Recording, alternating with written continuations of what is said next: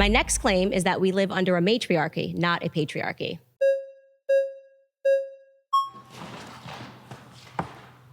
Hi. Hello. Nice to meet you. It's a pleasure to meet you. I'm Princella, the Queen Maker. I love that. So you say we live in a matriarchy. Right. Can you give me the definition of patriarchy? Yes. Well, the patriarchy is the idea that the system, our system in America, is being run by men, and that women are having to exist under a system that immediately disadvantages them because men are behind it. And I disagree with that pointedly. I think actually we're living in a society where people are being very much influenced socially and politically by women.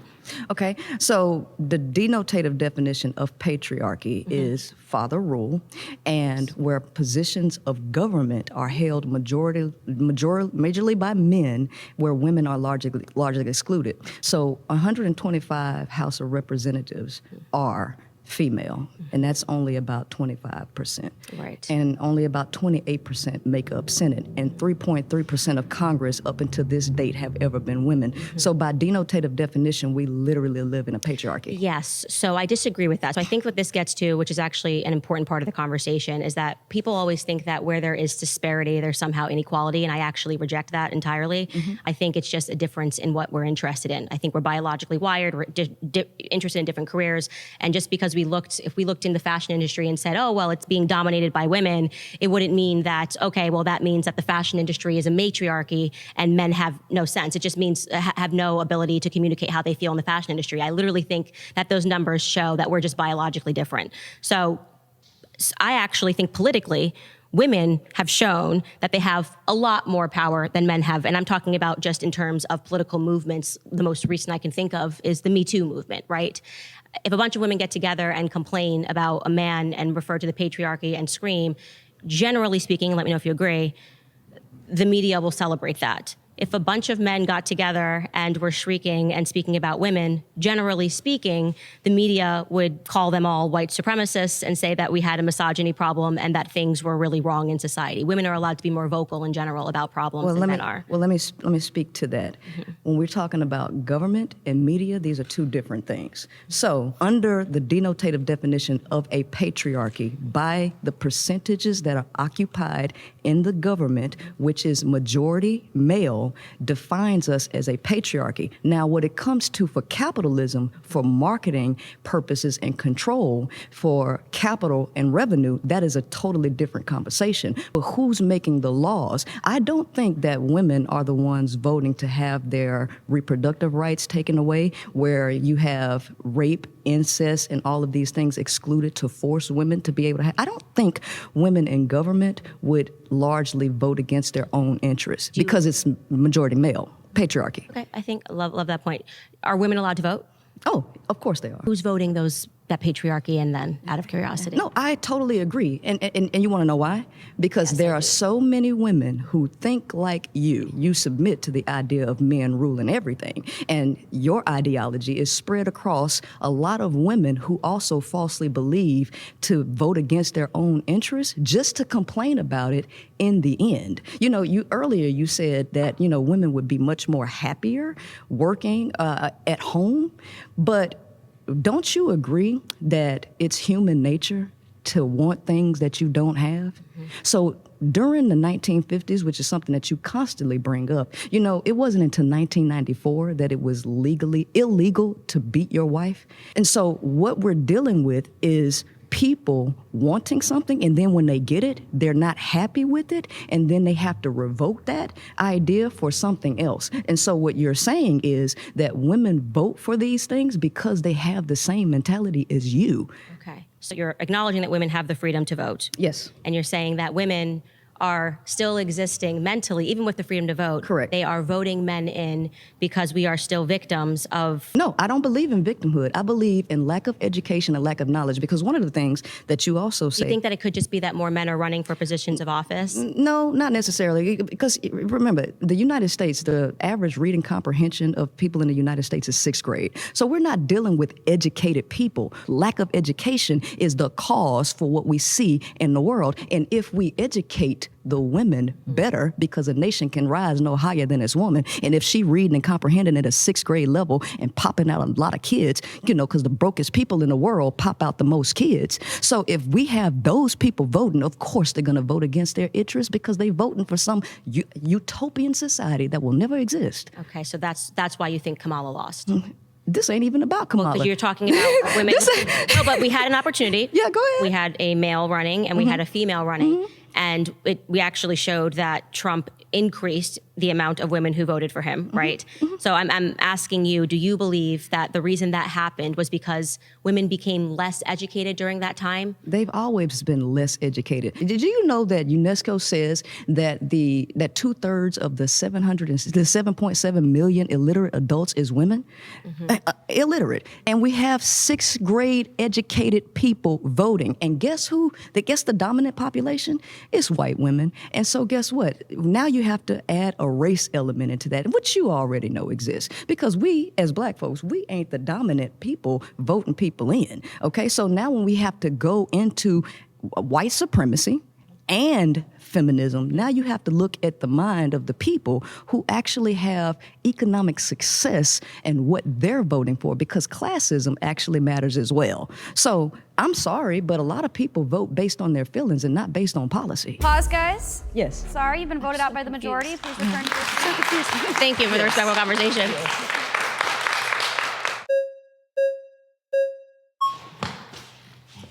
Hi. Hi, how are you? Great to meet you. I'm doing Very well. nice to meet you. So I view this argument as a matter of fact, right? This is a descriptive claim about the culture, reality we live in, and patriarchy being a system in which men hold the predominance of power in both political, economic, and social methods of organization. So S&P 500 companies, 90% of CEOs are men.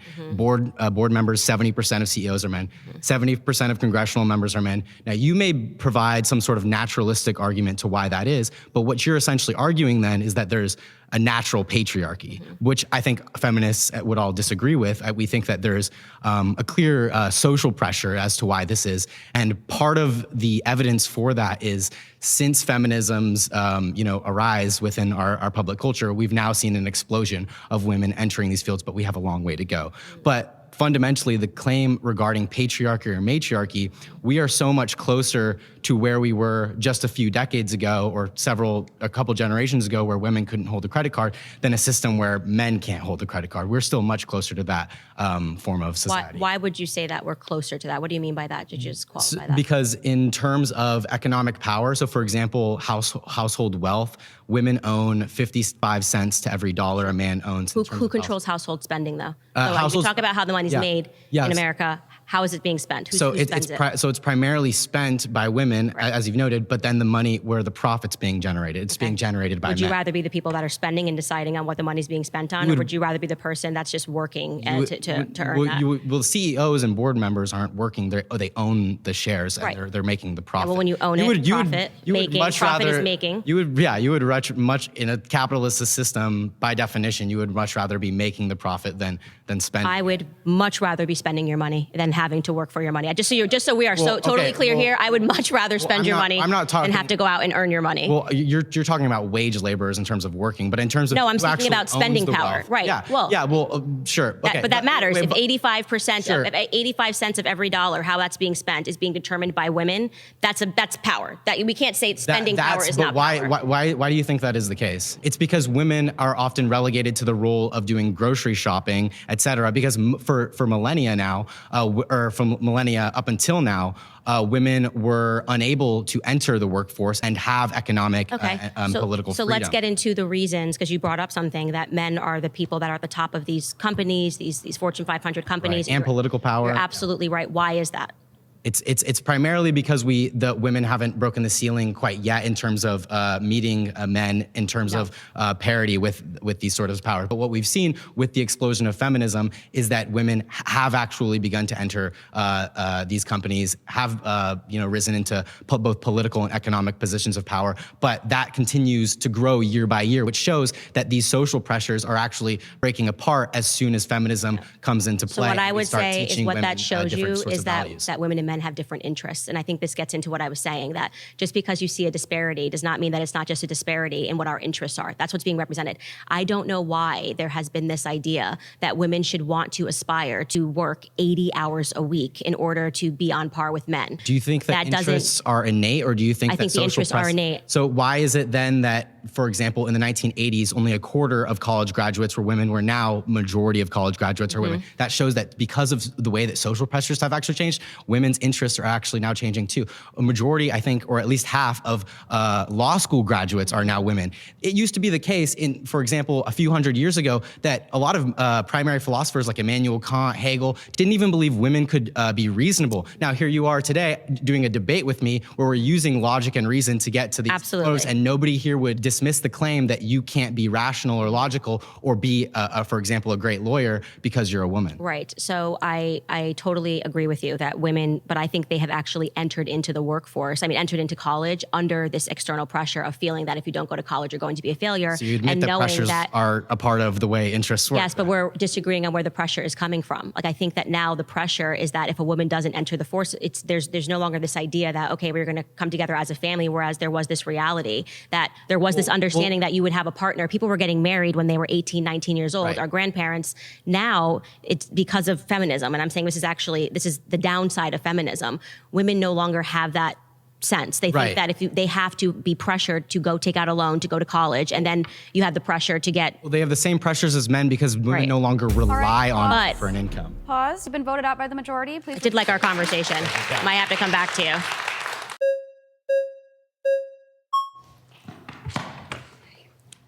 Hi, Owens. I'm Paris. Very nice to meet you. Nice to meet you. So can I explain to you why I believe we live in a patriarchy and why I believe we live in a society that's preferential to men? So I'm going to use the example of male violence. There's a lot of places I can look, but we're going to talk about that. 81% of women have been sexually assaulted. 1 in 6 have been raped. 1 in 4 women are the victims of domestic violence. 98% of perpetrators of rape and sexual assault are men. 95% of perpetrators of domestic violence are men. In regards to human trafficking, 70% of human trafficking victims are women. So we're seeing a very clear issue of men being violent towards women. And then when we look at the way that our government handles that, 1 out of 3 rapes go reported. And then out of the ones that go reported, 7% end in jail time. So if we're looking at that, and we're looking at the fact that our government doesn't really get that worried about male violence. Well, so what I would say is, going back to biological differences, men are naturally inclined more towards aggression than women are. So I am not shocked by you telling me. It's, even if you looked at, like I said, male on male crime, you would see that there are more instances of men killing other men than there are instances of women killing other women. And that, I think, actually speaks to our biological differences, which is actually at the root of everything that I believe about feminism being a lie, is because they're trying to program people to believe that men and women are the same. Now, I don't think that pointing to the fact that men are more aggressive than women, which is a point that you and I 1,000% agree on, whether or not that manifests in the very wrong way, men harming other men, which I think they do more probably than they are beating women, men on male violence. That manifestation doesn't change the fact that men and women are just biologically hardwired different. I think it's actually proof of that. I don't think it has anything to do with the fact of power dynamics in this country, because to the contrary, if you look at prison rates and talking about how disparities don't mean anything, the majority of overwhelming people that are in prison are male, right? There's a reason for that. So when it manifests in a good way, that male aggression, is the reason why we have men defending us, men that are willing to go to war and die for our nation. So aggression being an aspect of masculinity has nothing to do with the conversation of whether or not feminism is harming women today. Yeah, I mean, I agree with you that we agree. Women are biologically different. Yes, Men but I don't. What I want you to connect it to is, I guess, power. Because what I'm talking about when I say that we're existing under a matriarchy is that I believe that the social pressures politically and socially that are coming, and even within our music, if we talk about Hollywood, it's very much that has power become means nothing. Like, just because who was on the top music charts or whatever are women, okay, how many women have paid maternity leave? Okay, that's not okay, like how are things panning out in the family courts? Why are abusive men having access to their children? Like, why are women making less than men? Like, what? I mean, none of that means anything to me. So that gap, obviously, I'm sure you've recognized the gender gap has been debunked so many times. It's almost foolish to debunk it again. Well, you could say, that most women will go into jobs where they're making less, Yes. but then it does answer the question of why do we not value women's labor? That's not valuing women's labor. It's just a reality that if you are going to be a person that aspires to become a brain surgeon, you are going to make more money than a person that aspires to do something that's, like in the household. Can we go back to the male violence question? Yes. Why does our country not persecute men then who are rapists? Well, the majority of people who are in prison are men, so I don't know what you mean that we don't prosecute men that are rapists. We even prosecute people. 7% go to jail. Only 7% go to jail. I don't know what that has to do with the question of whether or not we're living in a matriarchy or a patriarchy. Because our government is preferential to men. You're saying that they only like to arrest men when they kill someone, but our government is awarding men for raping women. I don't understand what They don't care. Rape is effectively legal. You can literally rape a woman and you have a very low likelihood of actually going to jail as a man. Rape is effectively legal. It's effectively legal. How many men are actually going to jail for rape? I actually agree with you that in terms of sex crimes, and I don't know how you're peeling out women, because I would even, and again, this has nothing to do with our argument today, but I would even say that people are not being prosecuted hard enough when we're dealing with crimes against children, period. Yeah. Talking about 100%. sexual crimes not being prosecuted 100%. in this country is a whole other conversation, and you will not get a disagreement with me, but I think that it's wrong to say that it's somehow attached to being a woman when you know that there are so many children that are going through the exact same thing. I mean, the light sentences that are tossed out for pedophiles, it's completely ridiculous. Yeah, All right, that's guys, terrible. pause. But I don't think it has anything to do with the conversation that we're having right now. But I agree with It has you. everything to do with it, and you're separating it to make your That's time. Please return to your seat. I'm going to add 5 more minutes to this claim.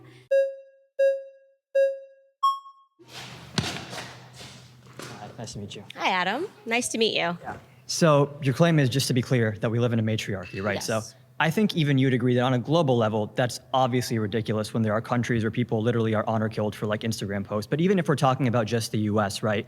We don't have paid maternity leave. Abortion is illegal in over a dozen different states. And as someone earlier was mentioning, women are overwhelmingly the victims of sexual violence and domestic abuse. So that doesn't seem like a very well-designed matriarchy where women are victims or, lacking power in so many different realms of society on like a structural level. I just do not think that women are lacking power on a structural level because they can't, which they can, by the way, abort their children. Is that like one of your components? Is that There's many states where abortion is illegal. Do you dispute that? I am going to dispute that having a child is somehow something that restricts women in any capacity. Like you're What saying about the that. ability to decide what you do with your own body? I don't believe that I don't believe that murder is something that you should be allowed to Sure, decide. and murder is illegal. It's actually what you're doing to somebody else's body. Sure, so I'm murder- pro-life. So Sure. the argument that women will only be free if they're able to kill off their own offspring, to me is That's a really extremely off-colored. Yeah, well, I guess if you frame it that way, everyone Yeah. kind of has to agree with you. But when we're talking about abortion, when 99% take place in the first few weeks, when there's no thalamus, there's no cortex, there's no capacity for consciousness in the fetus that's developing, saying that fetus that has no capacity to be conscious, aware, anything else, should have the same rights, same bodily autonomy as a woman, that is an obvious. I mean, you're making my point for me. That They're actually making a fact point that make this people point- who are born with tremendous disabilities should just be killed because of cognitive I'm sorry, functions and I don't ability. remember saying that. When did I say that? The best argument, which Hold on, again, no. this is sidetracked. You're saying that let's get back on should track. kill people with disabilities? Well, I'm saying that if you're saying I am saying that if you're saying that it's cognitive ability and at what the stage ability you to think. be conscious, and just so we're clear, disabled people are conscious. They're aware. Okay.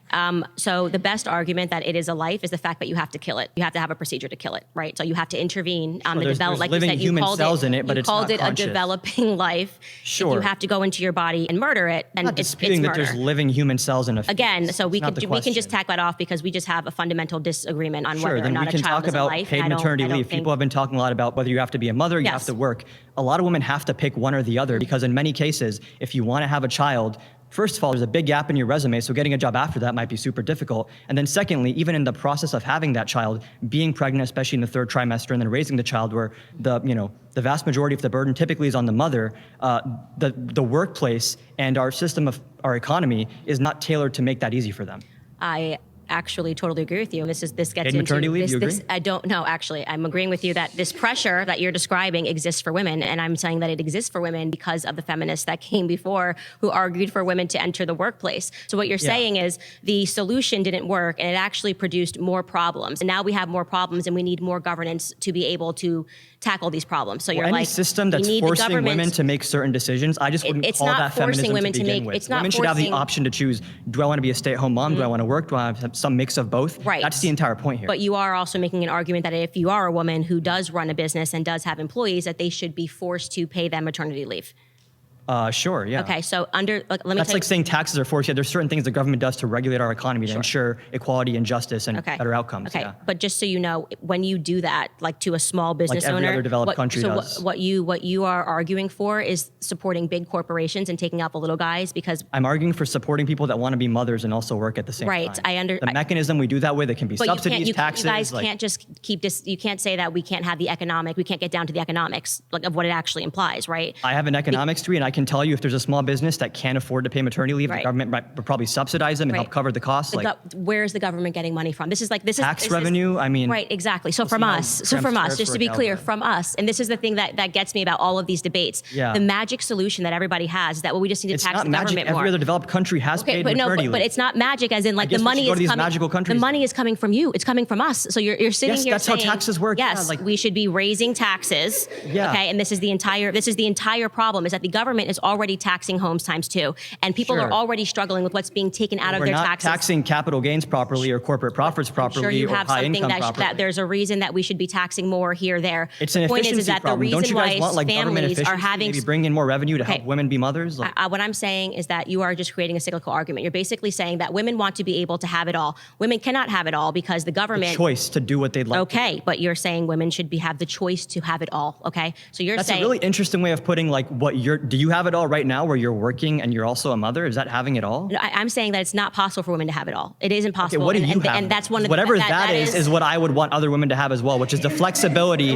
to work a job and also raise kids if they'd like. No, but that's exactly. You guys keep arguing that what people want is more flexibility. So you're acknowledging that right now, with feminism on fire, we are agreeing. Women are going into the workforce. Like I'm just kind of using a hyperbolic expression. Feminism is everywhere. We are arguing that women need to have more opportunities. Women need to have more rights. They've taken that. Now you have the majority of people that are graduating with college degrees are in fact women. Men are committing suicide at a higher rate than women. We're looking around the world. Feminism also would push for increased awareness of men's mental health. That's fine. Great. You love feminism. That's great. We already know that. We get it. Most Americans agree with me, by the way. Actually, women should have paid maternity leave. Culture if you go issue by issue and by values, they might not associate with the term feminism because people like you have made it toxic, but the actual values that undergird feminism you will move are the goalpost, popular. and then when they begin taxing so that we can account for paid maternity leave for 3 months, which basically means a small business owner has to not have an employee while having to pay months and months and months. The person's not there. They're not actually. Small business doesn't have the revenue to cover paid maternity leave. The government would probably subsidize them to make up the cost. No, I actually think that the way things were made more sense, where we had an environment where you could afford to take care of children with just one person bringing in income in the house. Is that possible in the current environment? You can obviously. When things are going to get way more expensive with these tariffs as well, it's not going to be easy to afford anything in the coming years. Is it going to happen overnight? No, but I think we need to be realistic about the fact that the first thing didn't work, right? The entire argument, the first thing was women entering the workforce is going to make everybody happier and richer. That was the idea is that women having the choice to enter the workforce is better than them being forced to not do that. Okay. That's the argument. Okay, that actually is not the argument at all. The argument was that women would become, and I'm talking about what the feminists got ahead of, and this is why women this imaginary Twitter feminist, but right now you're talking to me, and that's not the argument. I'm not actually debating an imaginary Twitter feminist. I'm speaking to you, and I have no idea why you're becoming increasingly more rude. And I'm just rebutting your points that you're bringing up. You're not responding to my point. I am responding to your point. I'm saying that you're creating a cyclical argument where you keep saying that the thing that you just did that you said was going to be enough. What we actually need is for women to just enter the workforce. Oh, women are in the workforce, and actually that's not enough. I'm saying we don't have enough because we don't have paid maternity. And I'm telling you that you're also not going to have enough because you're going to then be complaining when you get that paid maternity leave. I'm not going to get maternity leave. Okay, well, they are arguing for family paid leave, so. That's even better, yeah. Okay, so you might get. Do you think fathers should also be around to help raise children? I think who's going to work if everybody goes home every time a child is born? Not everyone's going to have a kid at the same time. Pause. All right. Everyone will have a male partner. Nice talking to you. Nice talking to you as well.